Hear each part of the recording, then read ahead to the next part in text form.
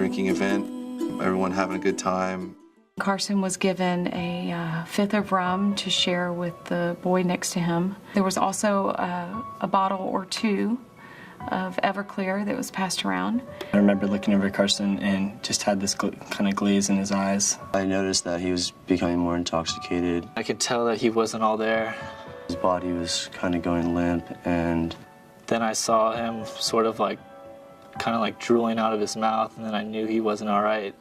He wasn't even sick. He had had so much to drink that it was past that. It wasn't that he just needed to get sick. He needed help. I saw two people just pick him up and carry him out of the room. Don't think I'll ever forget that. I raised him for 18 years, and in 20 minutes, he was unresponsive. I know that they thought about taking him to the hospital and changed their mind. I think they were just afraid that if they went to the hospital, there would be some sort of legal action against them and possibly him, because he's obviously a minor, he's only 18. They decided that they didn't want to get in trouble, and they decided that he would probably be fine. And they brought him back inside and put him on a filthy, horrible, disgusting mattress on his side and put a trash can there and left him there. At some point I asked, where did he go? The response was, he's inside on the couch. People are taking care of him. Don't worry. So I didn't worry.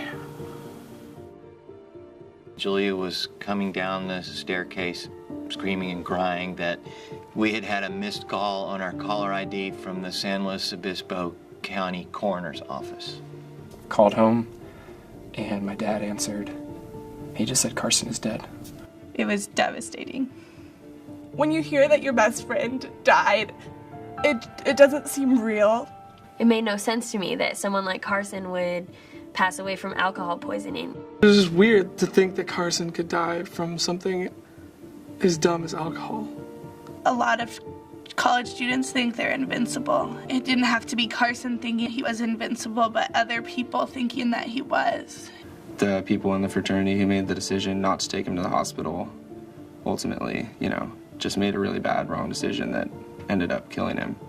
They decided that they'd rather save their own assets than try and help Carson in that situation. Carson was someone that instinctively helped other people, and he died because other people didn't help him.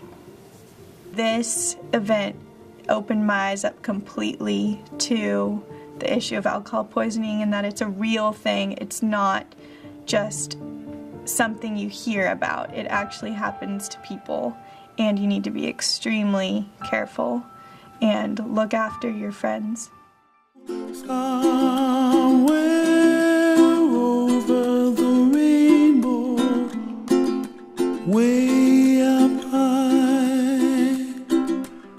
and the dreams that you dare to